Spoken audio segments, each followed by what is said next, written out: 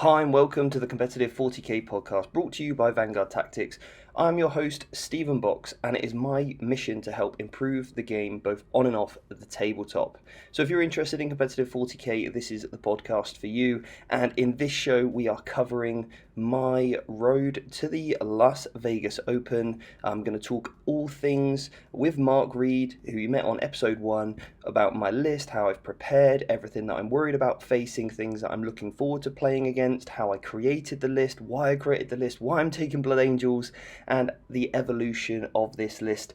If you want to take a look at the Blood Angels list that I'm referring to, you can head over to www.vanguardtactics.com/blog/EP3. Now, I may mention that this is actually EP2 later on. It's not, it is episode 3. And if you want to find any of our podcast show names or any of the show notes or downloads that we give away of every podcast, then all you need to do is literally type in that /blog/ then EP, the number of that episode. Okay. Now, I'm really excited to bring this out. This is today actually recording this intro. I'm sat here at 7:36 a.m. and this is the first day of the Las Vegas Open. So I'll be honest, if you can hear a bit of a waver in my voice, I'm incredibly nervous, but also very, very excited. I have no idea who I'm playing against this morning. I looked at the venue yesterday and my God, it looked incredible. So I met loads of people yesterday and it was absolutely unbelievable. So if you did come and say hello, then it was absolutely wonderful to meet everybody. So yeah, hopefully I meet more people today, and so many fans of the podcast already in the YouTube channel. So really looking forward to that. So anyway, we'll head over now to the episode with Mark. But one thing before we do, I'm running a competition at the moment where you can win a voucher for $50. And what I'm going to do is give away a gaming voucher. So all we're kind of asking for is a review, a written review on iTunes. Okay, and one of those written reviews will be nominated at random on the 31st of January. So if you can get over, if you like this show and you think it's something that is really valuable to you, then that'll be absolutely fantastic if you could leave us a review, and then you'll be in that chance to win that competition.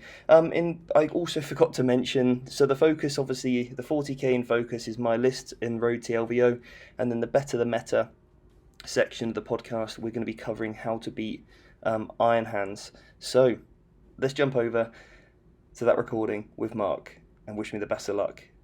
Take care. Good evening, Mark. How are you doing tonight? I'm fine-ish, a little bit ill. Yourself? Same. There's a lot of it going around in the UK at the minute. Everybody just needs to stop kissing. Indeed. And giving away the plague to each other. Yeah. I've definitely caught mine off my girlfriend Amy. I haven't caught it off her. I got it before that. So I'm glad to hear it. Yeah. I think it was just some random person at work. Yeah.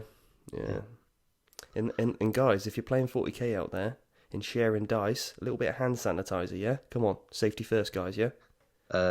Whoa, don't share the dice. I don't want anybody, I don't want my mojo rubbing off on anybody else. Look, Mark, we're not getting to that.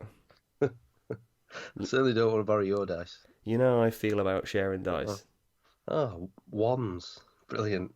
I can't be doing with superstitious people in their dice. I am one of those people. I know you are.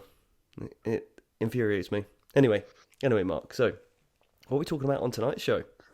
We're going to talk about your journey to the LVO, your list, and we're all interested to hear how you've prepared and various other things. So it's all about the LVO this week, and in particular for you. It'll be your first time at the LVO, I think, will it? Yeah, that's exactly it. First time, so cannot wait. This will be my second time to Vegas. Last time I had like a 24-hour stint there, and that was on the road to SoCal. So this time will just be, the LVO 1,000-person tournament. So we are recording this on the 13th of January, which is basically list submission is tonight, the deadline. So if you're listening back to this and you didn't get your list in, you were late. Okay, yeah. But tonight is list submission. My list is in on the Best Coast Pairing app, and I am about as prepared as I probably could be given the situation. Jolly good. hopefully this podcast will come out at around the night before LVO starts. Yeah. So maybe some guys are going to listen to this while the LVO is going on. So it's very topical. Yeah, and they can hopefully follow what I'm up to over there. I'll do as much as I can on social media, over on the Facebook page, Instagram. I'll do what I can to keep people updated. And I've just invested in a new video camera, so I'll be vlogging the trip. Along with my girlfriend Amy will be helping me out a lot on that. So hopefully we'll put together some really good content for people to watch over on YouTube when I get back. Fantastic. So, it's the big reveal. Which exciting faction will you be taking to the LVO? So, I was in a bit of a toss-up between a couple, and I've gone with pure Blood Angels. Sorry, mate, I tuned out for a moment there. I thought you said Blood Angels for a second. Sorry, was it Iron Hands, Imperial Fists? No, you heard correct. It's Blood Angels, yeah. Oh, a wasted trip. It could well be, mate. It could well be. No, in all seriousness, I think it's a fantastic choice. I think it's you could have gone for something very very popular. Yeah. I think it's brilliant of you to go all that way to be lose so many games to some nice American people. I know. I can't wait. No, it's very sporting of you, sir. Well done. Well, I want to get the nice guy award. That's what I'm going for. Yeah. No, in all seriousness, Blood Angels, yeah, really interesting choice. Why Blood Angels? What was it that recently that you've seen? Because I think I've played your Blood Angels before, but it was about 18 months ago. Yeah. You're not prolific with them. What is it about Blood Angels that you thought I really fancy taking these guys? So 3 reasons kind of really come to mind. The first one is that I have an absolute love for the models. There is really, there's a huge, I read, it's probably the only books I've ever read are there any Blood Angel books. So I really like the kind of lore behind them and that kind of thing. I love the models. It's like running around, having an army of bodybuilders in shredded armor. So that suits me down to the ground. And what I like most is really their play style. Extremely aggressive, offensive, and just causing people a lot of aggravation, really. So I really like that. I like the integration of the characters. And then the biggest thing which made me actually take them was chapter approved points drops, and also the most recent Psychic Awakening Blood of Baal book. There's some really good options in there that hopefully I can utilise to some really good effect, so we can cover some of that today. And the list has gone over a lot of different iterations to a point where I feel really comfortable and happy with it. I felt over the last kind of 20-ish test games I've had, the list has evolved, and I've found the efficiencies, and I've kind of got rid of things that I didn't really need too much of, or maybe things I didn't have enough of, I've added in. I've tried all the different characters, I've tried all the different combinations, so I really feel like this is the best and most prepared I've ever been for a tournament, which is absolutely fantastic. Now, there was I did have a slight sleepless night 2 nights ago, and we'll go on to why that is, but I'm sticking with the choice of the Blood Angels. And the other reason as well is that the model count is perfect for fitting in a hand luggage. The real reason. What is practical, and when you are flying abroad, I want an army that I can fit in my hand luggage. Literally last year when I went to SoCal, they lost my case, and my army had my case. My case had my army in it, and I do not want to go through that stress again. So I want to this time be able to put my army in my hand luggage, and the Blood Angels fit. Whereas the Eldar, which were my other option, which I had really good success with the Wraith Blade list, at an RTT before chapter approved, and that list just got crazy good, which was still a vital an option for me, but I've decided to go for the Blood Angels instead. So yeah, I'm really looking forward to that. Sounds good. it is a surprising choice. So I want to ask you the realistically, let's be brutally honest. It would be fantastic if you went and won the LVO with it. I'd be over the moon for you. But you're up against it. You're up against the world's top players. Yeah. And they're going to be running the the best forces that you can put out on the table. The Nick Nanavati's running Iron Hands. The we've got a lot of other examples of the top players taking the best there is, and usually at the minute that's Space Marines. Yeah. So although you've gone for an Astartes list, why haven't you taken one of the most potent ones? What's your thinking behind it? Yeah, so obviously I did well with the Iron Hands at the RTT. So I won the Glasshammer RTT with Iron Hands, and then came fifth at the Element Grand Slam, which I was really pleased with, only getting knocked out by the one and only Ben Jones himself because he seized on me. Indeed. Otherwise, I feel like I would have gone 5-0 at that tournament. So the Iron Hands, the brigade I was running was super strong, but to be honest, I found it incredibly boring. And I don't want to go all the way to the LVO and play potentially 10 games being bored.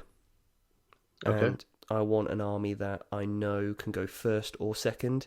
The Iron Hands, I felt, really need first turn in a lot of matchups, whereas the Blood Angels actually don't. I think the Blood Angels are really going to surprise people with what they can do and how resilient they are. And I've really been putting them through their paces, and I think that people are actually going to get caught off guard by the Blood Angels. So again, it's another reason why I wanted to go for the Blood Angels, because they absolutely decimate Marines. I think Blood Angels are probably the best Marine killers out there. They've got all the weapons and tools for it. So, they're absolutely fantastic at that. So they're very anti-current meta, which is Marines. And is recording this, if you are listening back, this is pre-Psychic Awakening for the Grey Knights and Dark Angels. So that isn't out yet. So literally the most recent release was Sisters of Battle. They will be out. The Blood Bowl, both Nids and Blood Angels, and I think that is it. I don't think we've had anything since, and obviously the 2019 chapter approved as well. So that's kind of where we're at with things in terms of the meta and as it stands. But you're right, like the Imperial Fist, we're going to see loads of that. We're going to see loads of Thunderfire cannons, whirlwinds. We're going to see Scorpius tanks. We're going to see loads of artillery. We're going to see loads of Centurions. The Chaos as well with their Faith and Fury. We're going to see loads of possessed bombs. Myself and Jack did a video about how strong that is. So we'll probably see a lot of like 20 possessed with Plague Burst crawlers and Nurglings to stop them firing at possessed and stuff. And I'll hopefully get on some players that we know that are good friends of the channel to come on and talk about their lists as well, in what they're kind of thinking. And then we're also going to see the very typical Tau builds as well, which are doing extremely well with the 3 Riptides. So that's kind of where it all lies at the moment. I admire you for this choice. This is a thing that you do very regularly. At the point at which that you go to a tournament where you are piloting a list that is very powerful, and I think that you'll take the tournament. We've had multiple conversations where you've gone, I think I'm going to take something, insert left field force here, and I say, why? I want you to win. Take the easy option, not the easy option, the obvious option. Yeah. And you've said on numerous occasions, but I won't enjoy it, because I think that you enjoy moving around and trying to, correct me if I'm wrong, is to try and find a force which nobody else is using, or nobody else is using really potently, and try and win a tournament with it, go 4-1 with it, something like that. Yeah, I think for me the goal is going to be 5-1. If I can go 5-1 with Blood Angels, then I'll be immensely happy. That was the original goal until, like I said, 2 days ago, when my expectations have slightly changed. and that is down to the tournament itself. So I can cover why that is. Do you want me Yeah, to go? tell us about that, please, mate. Okay, so I built the list around a couple of concepts. Number one is denying my opponent their secondary picks. Okay, so in the ITC, for those who aren't familiar, you have your primary mission and then you have your secondary mission. Your primary mission is you get a point if you killed something in the turn and if you held an objective at the end of your turn, and then you get an additional point if you killed more than your opponent in that battle round, and you get an additional point if you currently hold more objectives in that battle round than your opponent currently holds at the end of it. And then there's also a bonus here and there as well. For each mission has a different bonus point. So for example, hold 5 out of the 6 objectives, you get a bonus point. Now, so you've got the primary and then you've got the secondary missions. And the secondary missions are something that you get to choose. I think there is 15 secondary 15 picks. And each of those, you can pick 3 and each of those are worth 4 points. Now, my list is extremely good at denying people their secondary picks. People go for very obvious ones against me because I don't really give up many at all. And it's extremely hard for a player to actually get those off me. So you've got one choice, and I can tell you now which 3 you'll probably go for. If you do play me, you'll go for Headhunter because I've got a lot of characters, and you'll go for Mark for Death because I've got 4 big units that are over power level 7. Now, you could go potentially Butcher's Bill, but would probably be a mistake, a really big mistake, because I've got then only like 3 units of scouts, 3 units of incursors, which are like small man units which you want to ideally kill, but you have to measure that out perfectly over the course of the game. You're going to struggle to go for something like recon where you want to be around the board, because if you come close to me, I'm probably going to beat you up. And there's certain ones there that are, and it's very easy for me to hide a unit or for me to hide a character, so I can stop you getting those points. And with the amount of sanguinary guard I've got on the table, they're not easy to kill when they've got a 2-up save and a 5-up feel no pain. So they're extremely durable, and it's a real slog to get through them. So that's why the list works really, really well. It kind of denies those points, because the thing is with Marines, generally Marines also deny secondaries very well with MSU units. Most things are under certain power levels. And with some Marine builds, there's a few typical options, but I think really what the ITC season or the ITC guys at Frontline Gaming, I'd like them to adjust the secondaries just so that we've got a couple of easier options against Marines, because I think they're too hard to score against at the moment, which is also why they're so strong. So I would like a couple of other secondaries added to maybe help us pick those. Now, the list, like I said, is built around denying people secondaries, but it also is very good at denying people from killing me, because I can put a lot of my units in reserve, and then I can hide the other units. I've got great mobility with the Blood Angels. Literally everyone's rocking a jump pack. I can redeploy them around the table, so they're actually really hard to kill because you can't see them. Now, the other thing that I can do with my list is either I can just go at you and I can just smash things in combat really, really well. I can get wraps on traps, and I've got thunder hammers for days. So if you've got any big targets, I think the other day in a test game I picked up 3 Chaos Knights in a turn into Chaos Derridero Dreadnoughts. That was just one turn. It's absolutely disgusting. Like when I get everything all teed up properly, it's like a domino effect. They'll just go through whatever. Now, so I can go for very good killing options, or I've got very good board control, because as I said, you don't really want to come close to me, because as soon as you do that, I'm going to hit you, and I'm going to hit you so hard that it's probably going to break the back of the opponent. So it allows me to control the board really well. Now, that's what the list is built on, but 2 days ago, the guys at Frontline Gaming, and I know exactly why they've done it, they've come up with a standardized terrain layout per deployment. Now, the GW, I believe, have supplied a lot of the terrain, and they've supplied big sanctum ruins, so huge L-shaped ruins. And I think the guys at Frontline Gaming have wanted a balanced option, so each player has an equal opportunity, which I like. but the L shapes happen to be in the deployment zones, which are, I think the reason why they've done that is that these big L shapes now can hide pretty much a large portion of an army, which allows people like Admech or Guard, if they go second against Marines, to actually stand a chance, which is, what the game needs. Like, we don't want Marine armies just going first in winning, so it does deny that. And it also, looking at the tables, flyers really have to go right over that ruin in order to actually touch anything, so it's kind of shut down flyers a little bit in turn one. But where the tables lack ever so slightly is on a few of the deployments. There could be 18 to 24 inches between the two big L shapes, which means in the middle it's completely open ground.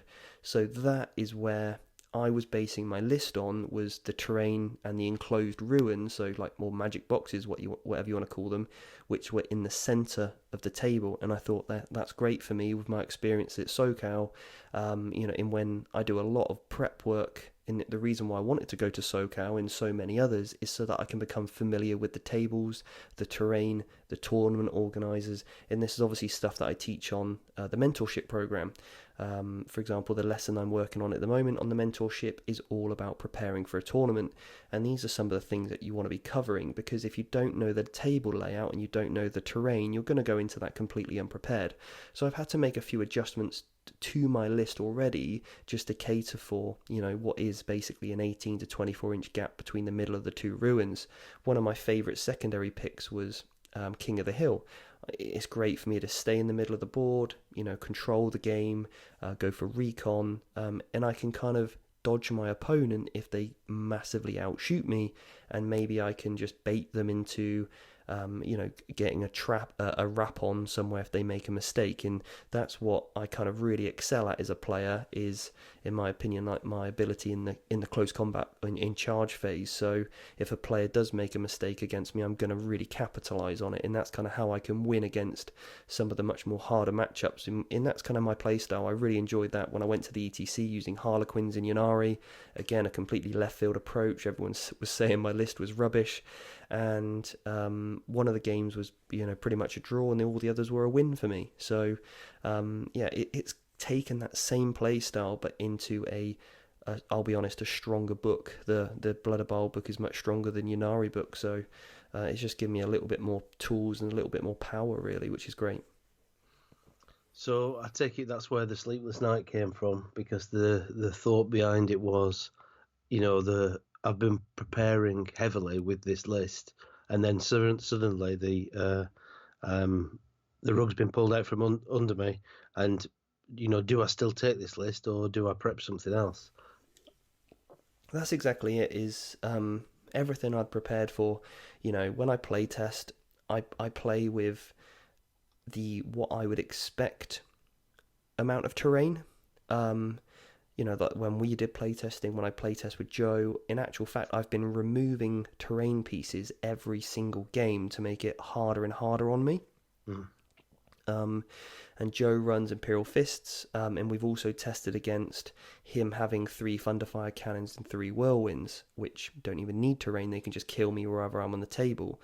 So we've also tested against that, and I've added a couple of little tweaks into my list. One of those is a banner, which allows me to, because I'm actually running 2 Sanguinary Ancients now, which was a new addition to the list. So shall I go over the list very quickly, Mark? If you wouldn't mind, I'm sure everybody would be interested in knowing what you're going to run. So if you want to download the list, you can do that. You can just head over to our website, www.vanguardtactics.com. If you head over to our blog, which is on the top, and you'll see the episode. And if you're finding this back in retrospect, or if you want to find any episode, or show notes or whatever, you just need to go to www.vanguardtactics.com/blog/EP. Then this is episode 2, so just put in EP2 and you'll find it. But just off the top of my head, I've got a double battalion. I've got Ashtaroth, which is basically character chaplain. Lamartes, which is the Death Company chaplain. And those guys give me some pretty special abilities, which I'll go over shortly. I've got 3 units of scouts, and that's in one battalion. I've got 2 Sanguinary Ancients in that battalion as well, and I have 11 Death Company, 4 of which I've got Thunderhammers. And then in my other battalion, I have a Smash Captain. So a Smash Captain is a Space Marine Captain with a jump pack and a Thunderhammer and a Storm Shield. And then I've also got the Sanguinor. And then in that detachment, I have 3 units of Incursors. Again, we don't really see Incursors everywhere, so that's a bit of a left field choice. And also I have 3 units of 8 Sanguinary Guard. That is the list. Interesting. So it's hyper aggressive. But all of those characters add such great power to the list. So this was a question I meant to ask you face to face, but as it's just jogged my memory again, I will ask it now. When Marines came out, I was writing some White Scars lists, and I'd sent you one, and I said, "What do you think about this list?" I think it was like 2,000 points ITC list, and it was a lot of deep striking. Vanguard vets and things like that with storm shields and thunderhammers and etc. etc.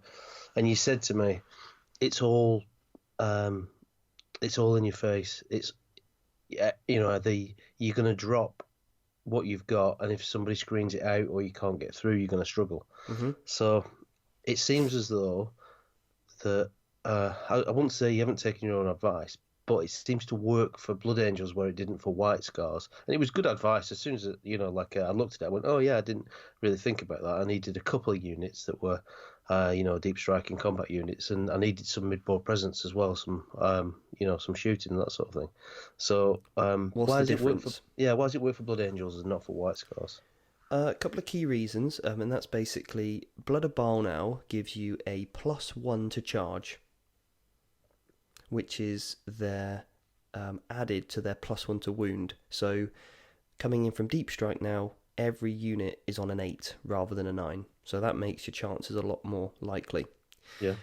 There's also a new relic which allows you to re-roll any of the dice roll for your charge. Okay. Obviously you have plenty of chaplains going around with Blood Angels, and you can always go for the one that gives you +2 charge.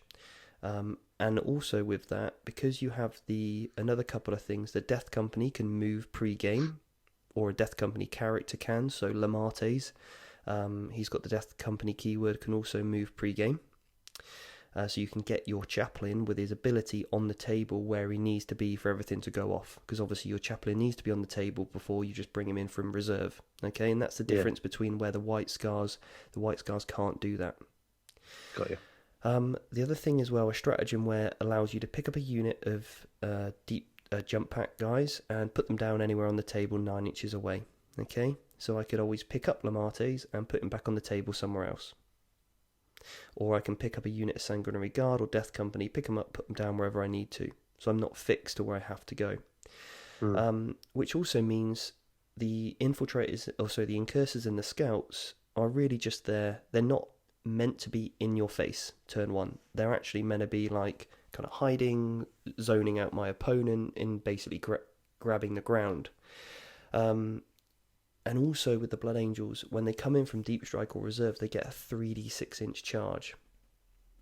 So there's so many different aspects here that just allow you to get extremely reliable charges off compared to, maybe the White Scars. I see, yeah. I know what you're saying. You try and push 2 units around, Deep Strike units around the board with White Scars, definitely viable. With supporting characters, be it chaplains, librarians, captains, whatever it is. 3 or 4, I think you're going to struggle. I think it was good advice that you gave me, but it looks like the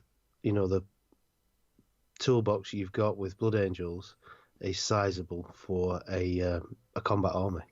Yeah, in one of the things the reason why I've got 2 Sanguinary Ancients is because in the Blood of Baal book, they also get Doctrines now, which is fantastic. So that really helps in the combat phase because everything's an additional -1. And when I'm in the Assault Doctrine, then I get an extra attack as well. So I become a little bit more deadly from turn 3 onwards. And that's really when my game really starts to ramp up.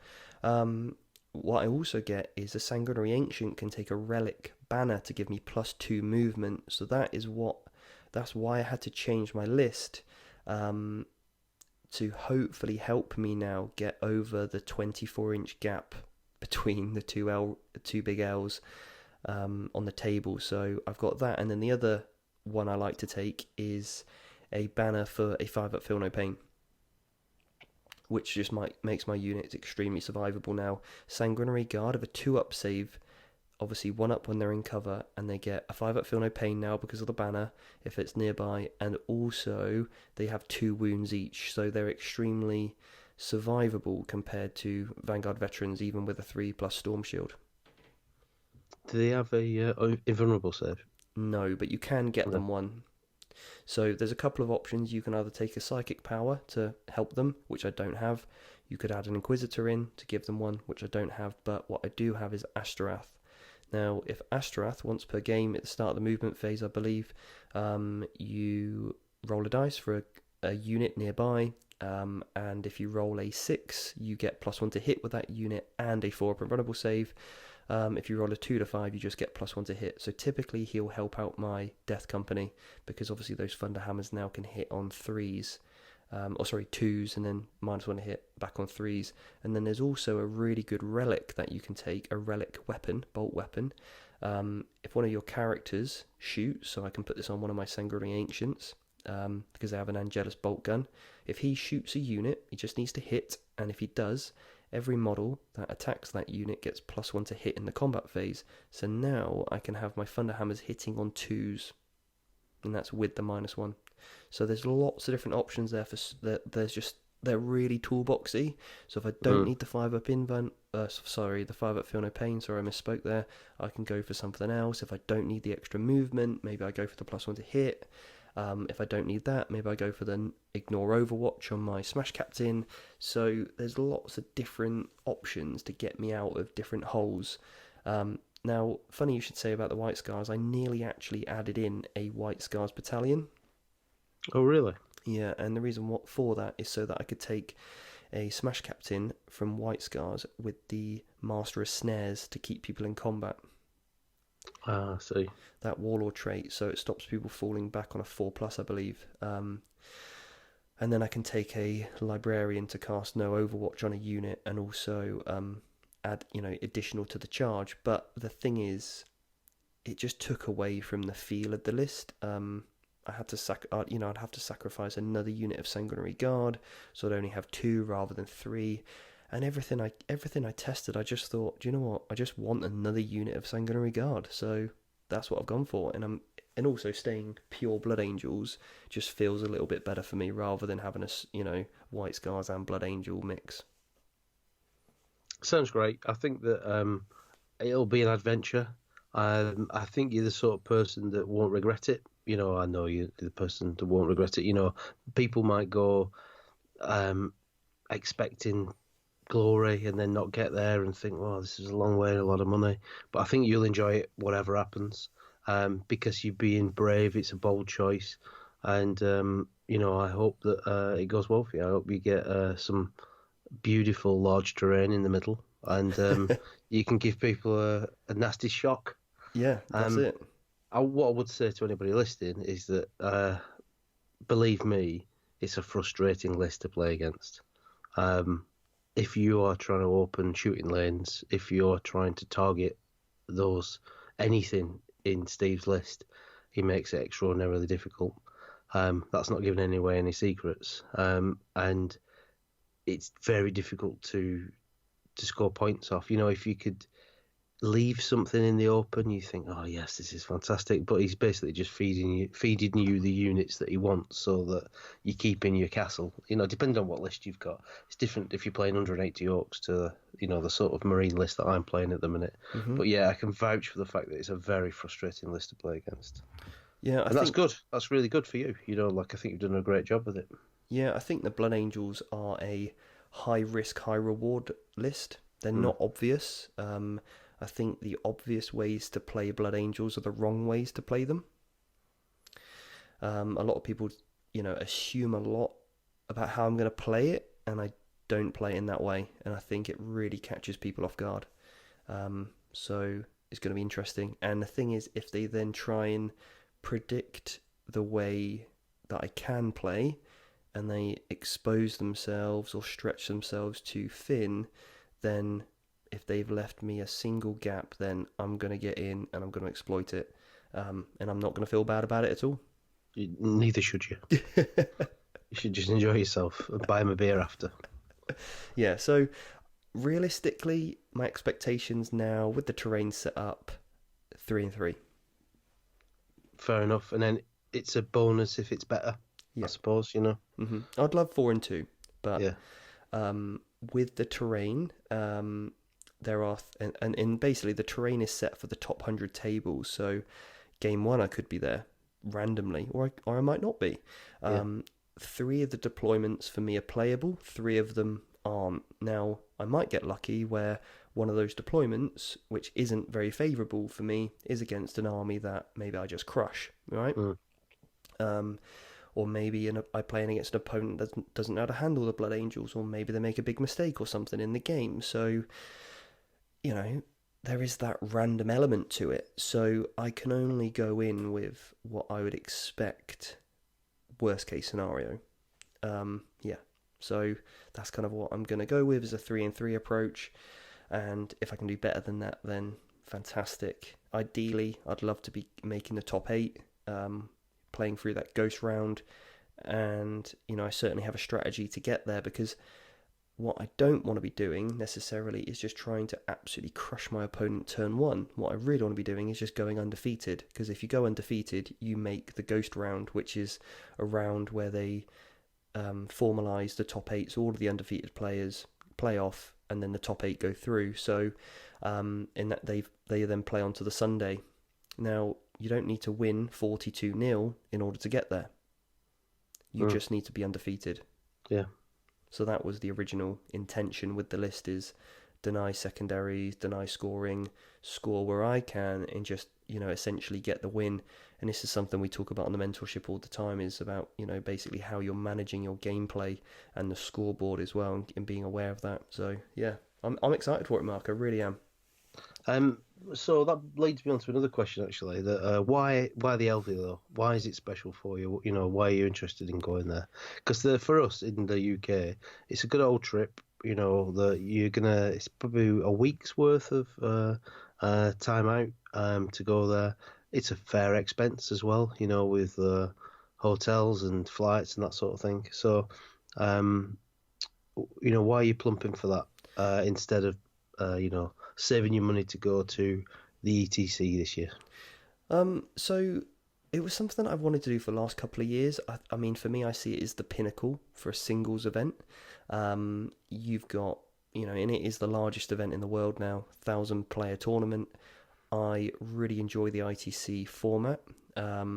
It just, I like a fixed 6-turn gameplay, whereas the ETC didn't, and that was random, and there was a few other random elements with cards, which I know that they're now changing. But for me, it was all in Vegas, you know. Why don't I want to be there? I listen to podcasts, and everyone I listen to, and a lot of people that inspire me and I connect with over the years go to the LVO. I cannot wait to meet everybody that I have spoke to online. I can't wait to meet you guys that listen or follow the channel. Please come and say hello. Come and find me, talk to me. I can't wait to meet you. And also, I want to say a massive, massive thank you at this point to everyone that has either been a Patreon of Vanguard Tactics in the early days, and who continued to still support the show. That it was always the intention to get over to the LVO with that, and, you know, produce content like this, you know, the road to the LVO and what I'm doing, what I'm working on, the lists, etc. A massive thank you to everyone on the mentorship program, and, you know, the guys that I'm working with at the moment in a one-to-one aspect to help them prep for the LVO. So there's a small group of us that I've been coaching, and we're actually having a live Warhammer debate this week as a team, which is going to be interesting. I've got a really cool game for them all planned, where I'm actually going to match them against each other, and they're going to debate about strategies and tactics, which I'm really looking forward to doing. But yeah, I just cannot wait to kind of meet everyone. People like Val from 40k Stat Center, the Falcon that I speak to on a regular basis. I just can't wait to meet these guys that, you know, I talk to on a regular. So for me, that's why, and hopefully I can go there every single year, and that's now the goal. And I'm extremely fortunate that I've got a very supportive girlfriend that is coming over with me, and we're going to make a holiday of it as well. So, yeah. Sounds great. I can totally see why you want to go. I can see why is it 1,000 people that are going this year? Yeah. I don't think that'll be 1,000 playing 40k, will it? I'm sure there's people playing Age of Sigmar No, and that is other games. 1,040k players. Oh, is it? Wow, that's a lot. And then other people on top, then I take it playing the other game systems. Yeah, there will be a dropout, I think. Yeah. I think there's probably normally like a 10 or 20% dropout, but yeah, I mean, I think there's 1,000 people registered for it this time, so it's going to be interesting, really interesting. Very cool.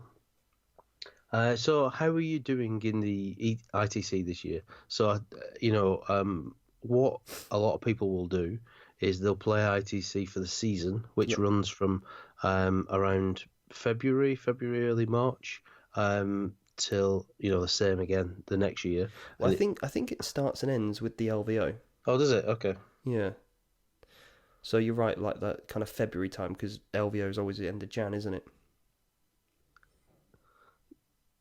I believe so. Yeah, I think that the end of Jan, early Feb, something like that. And so, if I remember correctly, they usually update the secondaries, so there's a change every year. Yeah. They don't change it completely. They tweak the secondaries, let's say. So a lot of people run, a faction for 12 months. And then the pinnacle, I suppose, one of the reasons to go to the LVO is that there's a lot of ITC points on offer. Yeah. So if you're doing well in your faction or you're doing well overall, in the ITC, you go to the LVO to try and capitalise on that Yeah. Well, and get yourself up the scoreboard. last year I think I did only one or two ITC events, so it wasn't really something I was working towards, but this is really my first ITC season. I would say where I've done all the events required to get full scores. So I'm currently sat in, I checked yesterday, 106th position. Now, unfortunately, one of my results, the Glasshammer RTT, which I won, for some reason that those scores haven't been added on, which is a bit of a shame because that would bump me up another couple of places. And then one of the other largest events in the UK, Battlefield Birmingham, where I came second, which is a 100-man tournament, isn't associated with the ITC scoreboard. So, yeah, the biggest event that I probably did the most at and would have got the most points from, and that would have been another couple of 100 points at least for me, which would have replaced a couple of my lower scores, because I think what happens is you get to submit your top 5 results. So it would have replaced one of them where I came like 15th or something. So that would have been another big bump for me. But I'm happy with, to be honest, just getting into the top 100 for year 1, and then year 2, then I'm going to for next year, going to set some extremely bigger goals, and that'll be, to be honest, to go in the top 10. Okay, that sounds good. So that'll be the goal for 2020 season. Yeah, so I think it's doable. I think with the fact now a lot more UK tournaments are certainly adopting the ITC format, and also 6 games. Because how the ITC works is it's essentially an algorithm, as far as I'm aware, and I could be wrong, but for every person that enters the event, for every game you play, is a kind of multiplier. So if you played 2 games against 2 people, you're not really going to get any points. If you played, one day and it's 3 games and it's 30 people, you get a few more. And then if you're playing a 100 people tournament with over 2 days and 5 games, you're going to get a bit more than that. And then if you're playing a 6-game event with 1,000 people or 500 people, then you're going to get a lot more points for obviously winning. So typically in the US, a lot of their bigger events are 6-game rounds. A lot of ours are 5 games. So every event, you're never scoring as many points. So now in England, there's a few 6-round events, which is really good, and a lot, like I said, a lot more adopting the ITC, and with the support from everyone at VT, and as the mentorship grows and the more people that I coach for Warhammer will allow me to go to some more US bigger events as well and around the world. So all those become potentials. Like with last time, Brian from Paragon Gaming brought me over to do a masterclass in Utah at basically a board game con. And that allowed me to then fund my SoCal trip. So all these incredible things have come from the community, and I can't be more grateful, really. So yeah, hopefully next season I can get to some larger events. Hopefully going to the ATC, the American Team Championships. I have been asked to play in an extremely cool team, so I can't wait to talk to you guys more about the ATC and the team I'm on and getting those players on, which I think should be certainly something to look out for. But yeah, I'm really looking forward to this LVO and also next season already. Sounds good.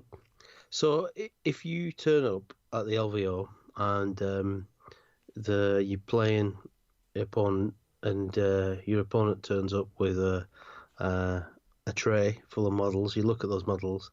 Is there any way your heart sinks? Do you think because as you said earlier, you feel as though the list that you've got does some real damage to marine armies, which a lot of people are struggling with. A lot of factions are struggling against, should I say? Does 200 orcs worry you? Does a chaos list with plague bearers and smite spam concern you, that you wouldn't be able to get through it? Good question, Mark. I think the orcs, I haven't tested it yet. I think I'm okay though, on paper. As long as I can hide from those awful shock attack guns, I think I can get through the boys and the Gretchen. Yeah. Although they can hit quite hard with a 2-up save with a Sanguinary Guard, I can tank a lot of that. The Plague Bearers though, and the Smite Spam is going to cause me a problem. If somebody had like loads of those Zangors on those flying disc things as a screen, so I couldn't even get close to the Plague Bearers, and then the Plague Bearers just wrap the board, and then you've got just a million characters with Smite behind it, I can't get close, and if I do wrap and trap anything, maybe they smite me off the table, so that would be a really difficult list, actually, thinking about it. So, yeah. And also then Tau. Tau have got a lot of flying units. It's hard for me to wrap and trap anything. If I do get in, I can get really stuck in, though, which I have found. So, and I've got some ways to negate their Overwatch is good, but Tau's always going to be a hard game for me. So, yeah, for me, like a very drone-heavy Tau list would be not something I would love to play. I'm happy to play Imperial Fist, I'm happy to play Iron Hands, I'm happy to play Eldar Plains. I think maybe actually the Smite Spam list could be a real thorn in the old side there. I foresee how you would play against it, and it would be very unconventional. People wouldn't expect that. I think that the people would expect you to deep strike in and keep the Tau occupied, try and get to the heart of them, wrap stuff, that sort of thing. But a good player with Tau will make life very difficult for you with the drones. I think you just sit and cover, sit on objectives, try and get King of the Hill and just win by doing nothing. Yeah. Just, that's my turn. 10 seconds. Okay, over to you, and they'd have to make them move, which would leave gaps, which you could then, you could move stuff around, and then, that would make life, then you'd spring the trap, if you like. Yeah, definitely. And that is it. That's what I've been testing against Jack and the other guys. So it works. You don't need to play Route 1 all the time. You need a playbook, don't you? And that playbook only really gets developed from getting repetitions in with that list, which is why I'm sticking with the Blood Angels, although the terrain, did make me question whether I should take Eldar instead, but I don't want to take the Eldar. I can't paint it in a week it's all the different custom craft worlds that I need to. I don't want to take that many models, and I've just put in 30 repetitions with this list, and I don't want to ignore that fact. So I just need to play better is going to be the strategy. Sounds like a plan. Yeah. I think that the one thing that sounds like you're up against it the most, and you'll see when you get there, obviously, like a 1,000-man tournament with the best in the cream, 40k in the world is going to be testing, to say the least. Yeah. And it'll be interesting, to see how you get on when you're over there, and also that however you get on, you'll learn loads from it. I'm sure you'll come back with a better player. Yeah. So I'm interested to know then, what sort of preparation have you done? Because sorry, what I was going to say was like I think that terrain could be your biggest downfall if you like, as opposed to not having an answer for a particular faction. Yeah, I think like a lot of people have said, oh, why are you not putting in a triple Thunderfires with Imperial Fist, or why are you not taking a I don't know Leviathan Dreadnought or something? I don't know from Iron Hands in untargetable dreadnoughts and things. But Mm. number one, I wanted to keep it pure Blood Angels if I could. I just wanted to do something. I want to do it well. And I found a bit of a solution that works there. And what I've been doing so a couple of things in order that have helped me evolve. Number one, I've been reducing the amount of terrain I've been playing with every single week. So that's one thing. Also, I have asked my opponent what is most advantageous to them, whether it's first or second turn, and letting them have their priority. Um, and I've also gone up against every list I can possibly think of that I know a player or a friend of, like yourself, is a skilled enough pilot in order to use that list to an effective playtest. There's no point just saying to somebody, look, just run this against me if they've never used it before, or don't really grasp it, because it's no point. It's a completely just theoretical exercise. So what I've done is I've played against I've sat down and wrote a lot of what I think are going to be meta lists. I've looked over previous competitions, what the top players are running, because if the top players are running them, there'll be a knock-on effect from the other guys that are wanting to take those lists. Because they'll look up to those players and think, I'll run something similar. So there's going to be these archetypes of lists. So I've been basically playing against those archetypes over and over again, going first, going second on different deployments. I've been also what I do when I coach people is I actually help them and myself go over matchups, so I can do a lot of the legwork, a lot of the theory work even before I come to the table. Because when you turn up to a tournament, like you said, Mark, they plunk down their tray of models. I look over their list, and I've got to pick 3 secondaries against it. I've got to come up with a game strategy in 5 minutes. So I've already done the prep work, so all the matchups I've already thought about for 20-30 minutes, and I've already got a game plan for. So I'm already going over all this stuff. I have an answer to everything. There's something in my list that, as I've refined it, and again on the mentorship we go over exactly how to refine your list, what to look out for in your codex, and also how to come up with strengths, weaknesses, all that types of things, and then where to plug gaps. So as I've gone along and I thought, hang on, I need more survivability. What can I add? Okay, there's a relic here that gives me that added benefit. Okay, that's gone in.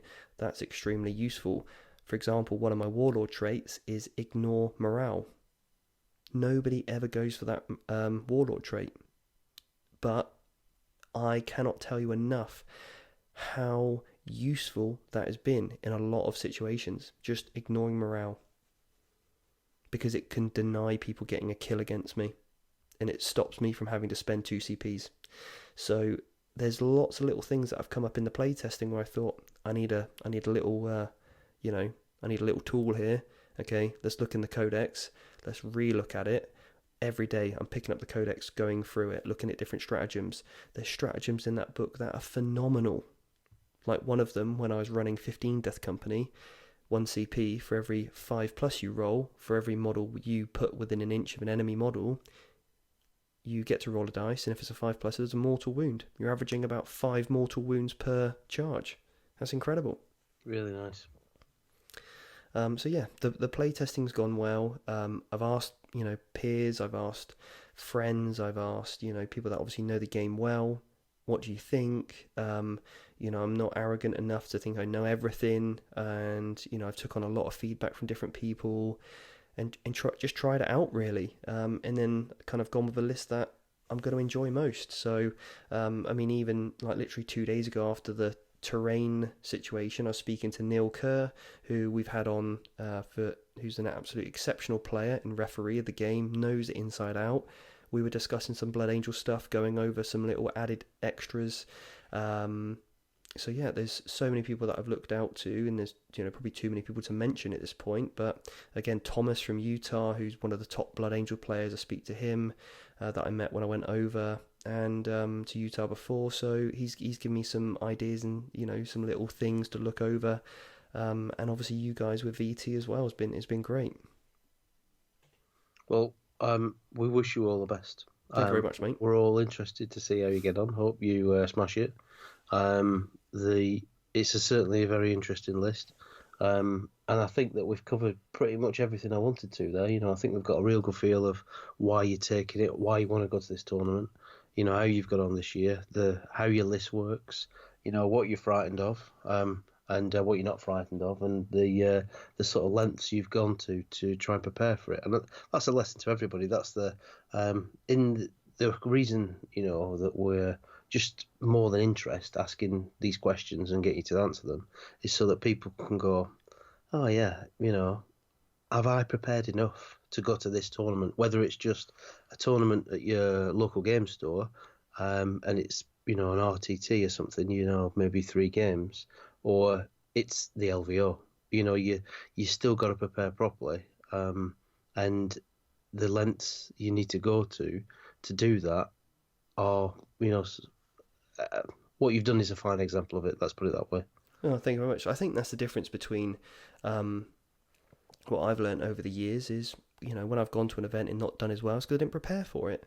And you end up blaming things like, oh, well, if I'd have gone first in that game, or if I'd have just rolled a few more 6s in that game, or if they would have just failed their charge, you're literally just, at that point, rolling dice and hoping they land and you come up trumps. But with preparation, the cream will hopefully constantly rise to the top, and that's why the game's competitive, as we say, over a season, or over like a 6 to 10 game tournament. So preparation is absolutely everything, in my opinion. So you've really got to put the hours in, the work in order to be successful, and that goes for whatever you do in life, whether it's your business, your career, relationships. Everything takes dedication, desire, and commitment. So hopefully I've done the work, and I'll be rewarded in a way that I'm satisfied with. And like I said, I'm not necessarily going to win the LVO. I wouldn't, that'd be great, but there's so many other positives that I can take out even just by going, and even if I lost every game, I'm sure there's lots of lessons there for me to learn. So hopefully that wraps that up, and then we can, unless you had any more questions, Mark? No, that's it for this evening. Okay, Mark. Well, thanks so much for your time, mate. We'll take a quick short break, and then we'll be back with our section on Better the Meta, where we cover how to beat some of the top lists out there. Okay, so we're back from the break, and we're going to now move on to our part of the show, which is Better the Meta. So, Mark, you have a list in store for us, a top tier list at the moment, which is top of the game. What is the faction? It's Iron Hands. Okay, classic. It's totally original. Snowflake list. Yeah. I say snowflake, that's not derogatory. That's because it's unique, one of a kind, built by my own fair hands. Scout bikers, yeah? Yeah, it resembles every other Iron Hands list, mostly. Yeah, and just utilising all their strongest attributes, right? And core abilities. I try to steer clear of them if I can, try and make life difficult for myself. Yeah. You mean give everyone else a chance, Mark? Is that it? It just happens that they wheedle their own way in there without really trying. Yeah, strange. Not sure how that happens. Yeah, I am enjoying Iron Hands. It's been interesting to run them. I think that they've got some weaknesses as well. Plenty of them actually that people can. What's the word I'm looking for? That they can utilize to win a game against. So they're not infallible by any means. So let's run through a basic version of the list. I'm running a 2,000 points, running a brigade. I've got a captain, lieutenant, and a tech marine. Tech marine's master of the forge. I'm running 6 intercessors, stroke bolt rifles, an apothecary, a primaris ancient, a relic Derriday or dreadnought, 2 land speeders, 3 squads of suppressors, a mortis dreadnought character, repulsor executioner, and a thunderfire cannon. And that nicely brings me up to 2,000 points. Nice. Yeah, it's just got all the different elements, right? So you've got things like untargetable dreadnoughts. You've got extra ballistic skill from the Tech Marine. You've got 5-up Feel No Pain from the Apothecary, and you've got plenty of CP to use all those incredible stratagems. Everything's pretty much got a heavy weapon, so you're moving, re-rolling ones, ignoring the penalties. You're overwatching on 5s, maybe even 4s. You can double the damage on some of your huge tanks. You've got the Iron Stone in there to reduce the damage. You've got the stratagem to half damage on dreadnoughts. It's just extremely grueling list to play. Yeah. Did you say you got the suppressors in there? Yeah, 3 squads of suppressors. So you've got a good little screen there, and also long range fire output. So, and obviously they can deep strike to grab a bit of board in, be a bit more kind of snipers on the board where you need them. So yeah, it's a really good list, mate. Really good. I have only used it 3 times. That the 2,000 point list. I've been playing like an ETC version before this, which is slightly different. So it's a bit of a start off a 10 for me for for Iron Hands. But like I say, I think it's resembles many other of Iron Hands lists. People are generally taking a brigade. There's a dreadnought or 2 or 4 in there. There's a tank or so, a whirlwind perhaps. Thunderfire cannon. You've got characters using the chapter master. Yeah. The 55 point Tech Marine is worth his weight in gold. Sorry, I apologise. 45 point Tech Marine. With 2 CP spent on him for Master of the Forge, and then the Warlord trait to give every vehicle a +1 to hit within 6. Yeah. The tools are fantastic, really are great. If you get into a shooting match against that list, it's super durable as well. With Derrideau giving everything a 5-up invuln in the bubble around it, and the firepower it puts out is really important as well. Yeah, so I think obviously in this section we want to talk about how we beat it, right? So we kind of know that it's going to dish out a lot of damage, as you said. It's really, really resilient. So how do we go about killing it? Now, for me, a couple of things. In an ITC format, you have a lot of characters, don't you? 5. Yeah. Primaris Captain, Primaris Lieutenant, Tech Marine, Apothecary, Primaris Ancient. And another Tech Marine because of the one that comes with the Thunderfire cannon. Yeah, that's right. Yeah. And also you've made one of your dreadnoughts a character as well. So that's 3, 4, 5, 6, 7. So the trap there is to go Headhunter. Because a lot of people will look at that and think they got 7 characters, I'm going to go Headhunter. Do not do that, in my opinion, unless you know you can... unless you're rocking, like 10-man units of scout snipers and 3 units of eliminators from Raven Guard, do not bother. You're not going to fish them out because you're just so resilient, and you can just hide them behind cover because they're support characters, they're aura characters, not combat ones, so you don't want them anywhere near anybody else. So going Headhunter's a trap, and you won't score those 4. The other thing to look at is you've got the 2 dreadnoughts there, which can be marked for death, and the repulsor. And again, that's another trap because you can't shoot one of the dreadnoughts. One of them's going to half all damage, and the repulsor's going to have the Iron Stone on him, so he's extremely difficult to kill, being toughness 8 -2 to charge. So mark for death can be a really difficult one. Now the only real obvious one against your list is Butcher's Bill. Butcher's Bill is where you kill 2 units per turn. So if you're a gunline based list, all you need to do is make sure that you kill 2 units every single turn, like the intercessors, and then with any remaining firepower, you want to split fire and just bring down all the other units until there's 1 or 2 models left, so that on your next turn it becomes incredibly easy just to pick up those remaining 1 or 2 models. So every turn you're just constantly putting in the work, kill 2, weaken the others, kill 2, weaken the others. And because the Iron Hand's ability where they can move and reroll 1s, it doesn't really matter whether there's 5 guys in a squad or 1 guy in a squad or 5 guys in different places. It really doesn't make too much odds. So really it's just a case of, like I said, just whittling things down.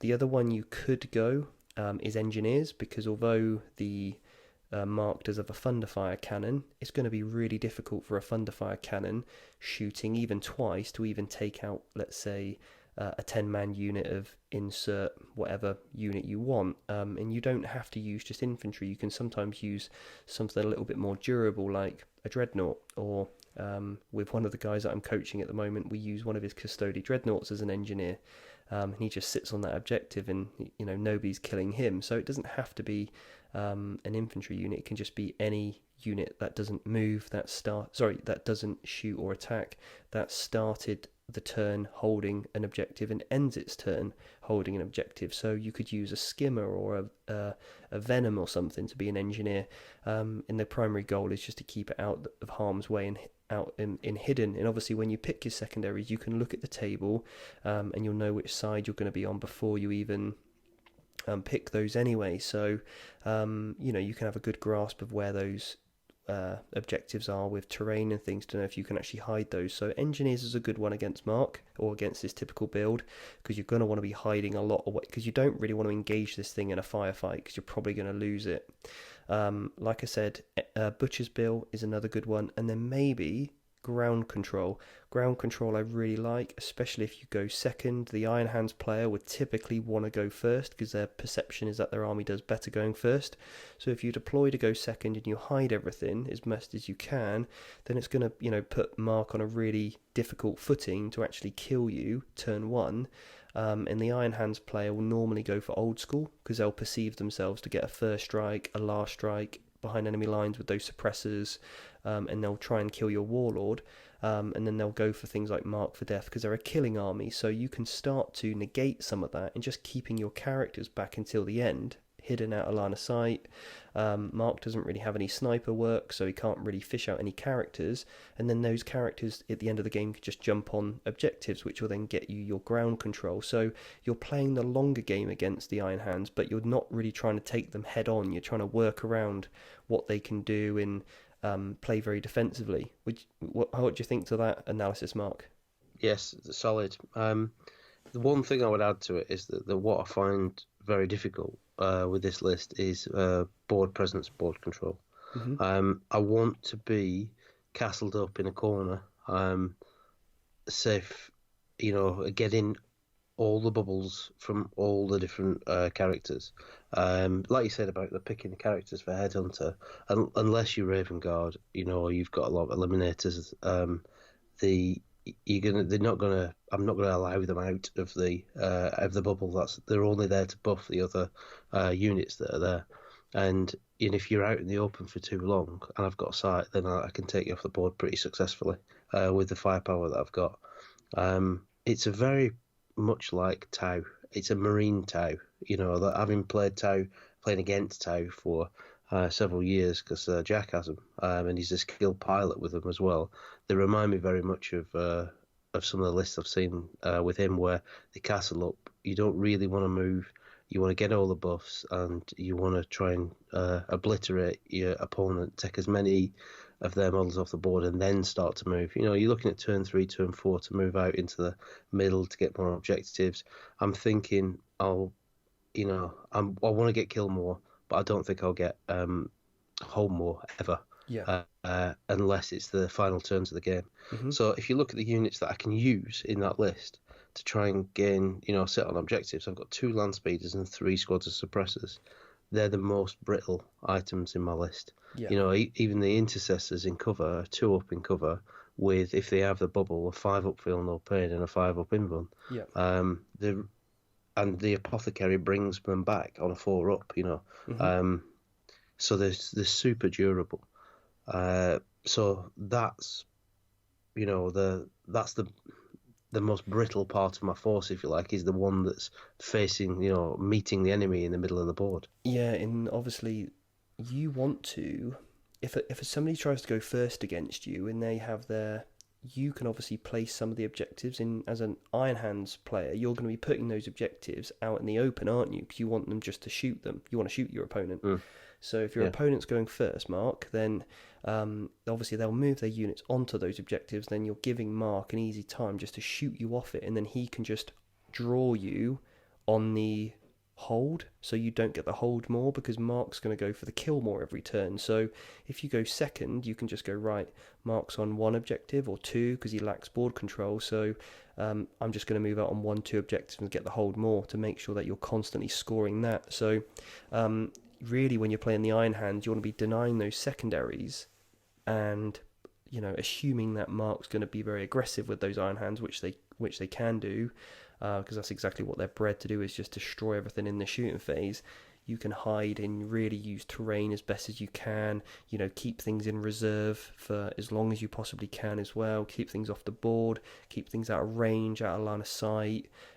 Use the character keyword as best as you possibly can against the Iron Hands, and you need to be very much calculating each move. What do you need to do?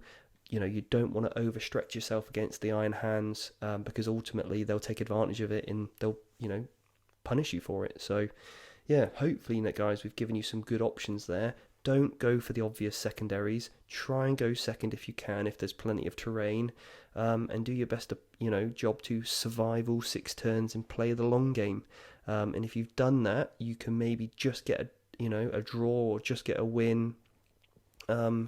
Or if you've got a much more aggressive combat army, look to get the wraps and traps on like I do, where you can shut down those units from doing much, providing you've got plenty of survivability built into those units, and you'll be okay, because Marines, surprisingly, hit pretty hard back in combat, so just be aware for the amount of attrition that you're going to get back. So make sure, if you're a combat-based army, you've got plenty of models in those squads. So if you're rocking Genestealer Cult, make sure you're getting plenty of acolytes in, so that you can just easily take off models that aren't going to affect your bubble ranges and all that stuff. Or maybe go for some of the tougher units, like maybe even like Tyrannid Warriors or Aberrants, which can really hold things and lock it down. So yeah, that's kind of your strategy, making use of pile-ins, consolidations, extra movement to tag different units and things. And if you are a combat-based army, then if you are going to charge Mark, then make sure you don't charge too many things, because he can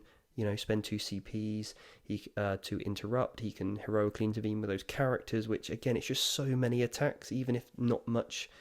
They're not really damage dealers, but the amount of attacks they're going to get with rerolls is going to take out a lot of models. So just be aware of that. Anything else, Mark, or is that pretty much it? I think that's it. Now I've given the secrets away to this list. But there's ways to counter everything. That's the point, really. That I think that people are getting a little bit intimidated by Iron Hands. Yeah. So we played in one of your prep games the other weekend, mm-hmm. and we were talking about how you play against Tau, and like I said, I think they were a Marine version of the Tau. So that's what you did. So you sat in the middle of the board, didn't move. And then I think you won it by, a couple of 3 points or something like that, because that's how I say about it being frustrating to play against that Blood Angels list. I couldn't get my guns running. I couldn't bring the full force of my castle to bear upon one of your units, because every time I got the opportunity, I managed to take it off the board, fairly easily. I tried to utilise my flying units so that you couldn't wrap me, and I could fly off. So I was hoping that it'd leave you in no man's land again for me to take you out. But we got to I think it was turn 4 or something, and the obvious move for you was just not to move. Just to sit there and then win by a point or 2 points. Yeah, and you just couldn't catch me because you didn't have your secondaries. Yeah, and I had the board. So I think we got to the point where I was ahead enough to know that even if you did go absolutely guns blazing and get the kill, the hold more every single turn, you still wouldn't win. So we called it in. We managed to get more test games in, which I was extremely grateful for. So anyway, we better move on to our last segment of the show. Okay. And that is a listener question. So if you have a question for the podcast, all you need to do is head over to Instagram and message us at the Vanguard Tactics. Shoot us a direct message and ask me that question. If it's a short question, we'll more than likely just answer it on the podcast. But if it's a really good detailed question, then we might do an entire show on it and make that the 40k focus, because we've got one in that I'm going to save, which is an extremely good question that I want to do an entire episode on, because I think it's going to be extremely relevant. So the question we're going to be looking at today is coming from Which is the person's name? Sorry about this, guys. The Dark Prince 6. So thanks, The Dark Prince. Tom. Tom is asked, question for the podcast: can every faction be competitive? Or to play competitive, do you need to follow the meta? We also had another question on Facebook with a very similar one, which says, can you use Grey Knights or a Wraith Eldar list to be successful, as they're deemed to be not very competitive? So, Mark, what's your thoughts briefly? I think that the important question to answer first and foremost is, what is competitive? So that answer is going to be different for every individual. The guy that messaged us earlier asking, can Grey Knights be competitive? It sounded like he wasn't playing much 8th edition 40k. So if you're not even playing the game that much, then I would say that, and you're looking to get to a tournament with Grey Knights, was his question, can I go there and not lose 5 games?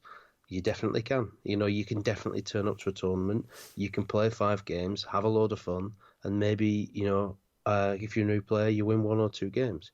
If that to him is competitive and enjoyable, then fantastic. Can it go 3-2?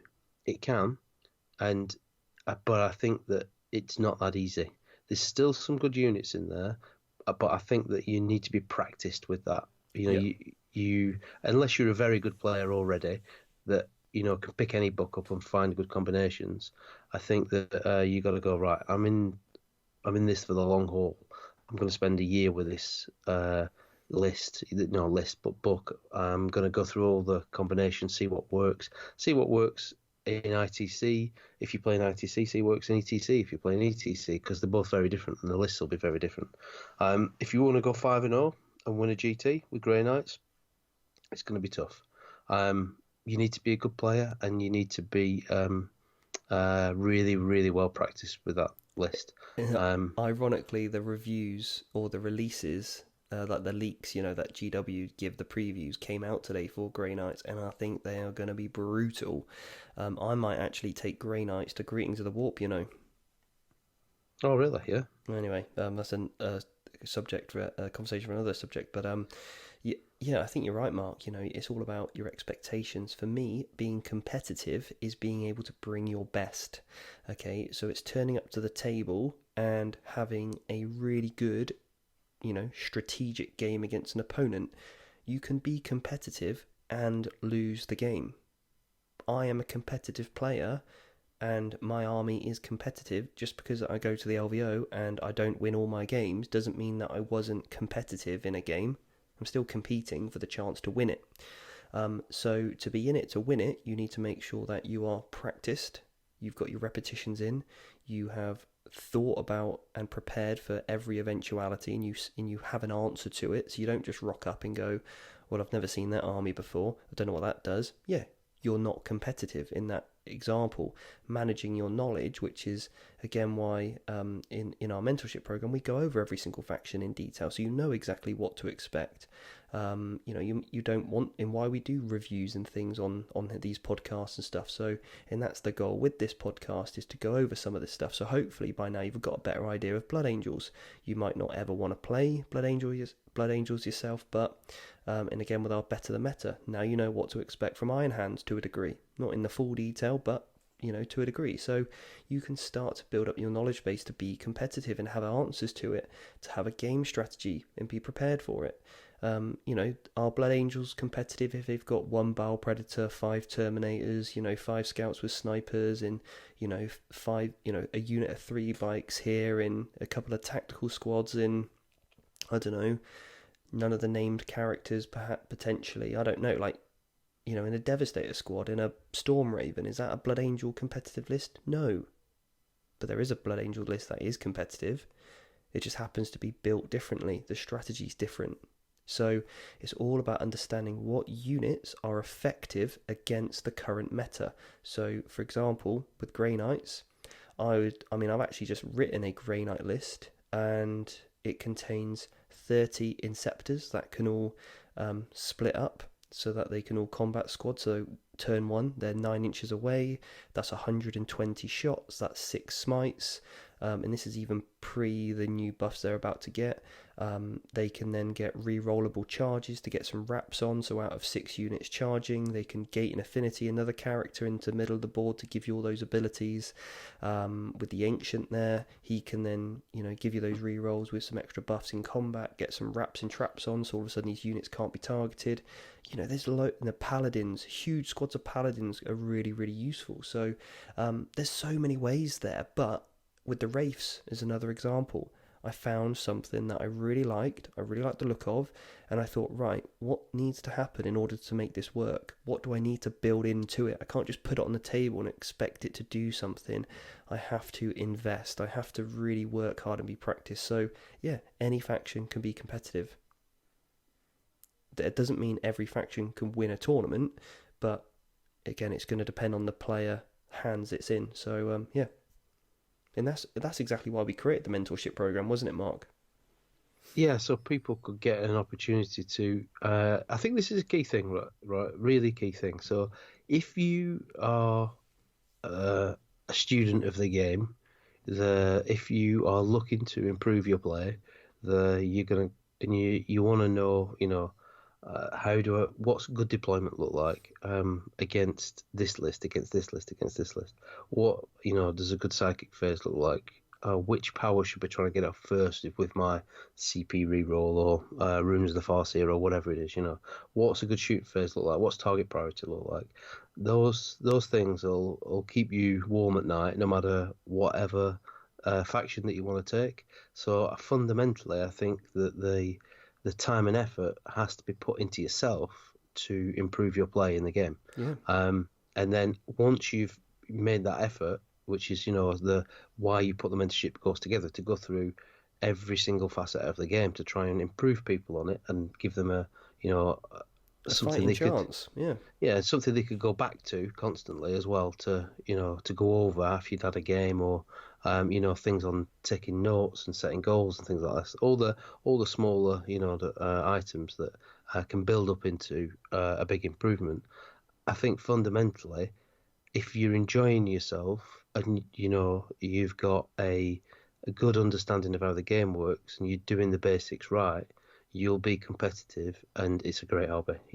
If you're the sort of person that can only run a faction for a couple of months before you get bored, which is many of us, then maybe it's not for you. They're putting the legwork in for 12 months, 18 months with a list to try and get the most out of it. Yeah. And I think don't underestimate that's how long it takes. No. Some people that may be listening to this have been playing Warhammer since first, second edition or whatever. They might have had a break or whatever, but they remember when Grey Knights in second were insane and Space Wolves in fifth edition were unbelievable, or whatever it was. That they were totally broken, and Death Stars and that sort of thing. But they'll have seen a lot of the same items. They'll have seen a lot of the same facets of the game. Target priority is going to be important in any edition. Like the movement's going to be important in any edition. And those people that have got a wealth of knowledge through all the different editions, it doesn't matter so much how the faction plays, that they'll get something out of it. That's it. I'm literally today I've been chatting to a guy that I played at SoCal called Aaron, and a huge shout out to Aaron. Is one of the top Grey Knight players in the world, and I can remember at SoCal I was so scared of playing him because I knew that somebody taking pure Grey Knights with his ranking in the ITC, getting to the position in the tournament that we were both at, his list on paper, you would think, Grey Knights, that's rubbish. But I tell you what, I was petrified of it, and I had to be extremely cautious playing him, and I did manage to get the win, but it was, I have the utmost respect for somebody that masters their list, and they must be a true master of the game as well. So, we recently had somebody on our mentorship program, one of our students, go to a kill team tournament, first one, won it. And he was just like, yep, just took all the lessons that I've learned from the mentorship program, applied it to kill team, won the event, Great. Because Amazing. like you said, those principles are timeless, you know, especially when we go into things like game management, mindset, preparation. They are skills that are, you know, kind of transferable to so many different things. Today we released a blog, and it's on our website, all about goal setting. And this is something that I use with a lot of my, you know, celebrity clients that I work with for fitness and nutrition, a lot of the bodybuilders, you know, sports athletes, and people that have really serious life-changing goals. I use this strategy with them, and it is a formula that I use with everything I do in life, whether it's career, business, you know, hobby, or 40k or fitness related. So go over to the website. It's free. Download that blog. You can read what it's all about, what the principles are of goal setting, and then also download your free guide to help you create your own goals and actually, you know, achieve them. So, I mean, that's something for another time, but there's loads of resources on the Vanguard Tactics website. Go and check it out. So I hope you've enjoyed this podcast, and if you have, please leave us a review on iTunes. If you do leave us a review on iTunes, a written review, and hopefully a 5-star rating, we'd really appreciate it. And if you do that, on the 31st of January, I'm going to be doing a draw, and one lucky person will win a $50 voucher to a game store, so you can get some 40k goodies. So if you do that before the 30th of January, then I'll do the draw on the 31st live on Facebook, and we can get a winner for all those people that have been kind enough to leave us a review of the podcast. Share it with your network, guys. We'd really appreciate it. And if you see me at the LVO, please say hello, reach out, and I'd love to meet you. Mark, thanks so much again, mate. Great to speak to you, buddy. Thanks to all the sponsors of the show. Couldn't do it without you. Thanks to everyone, all the students, and everyone that supports the channel. And we'll see you next week. Take care. See you later.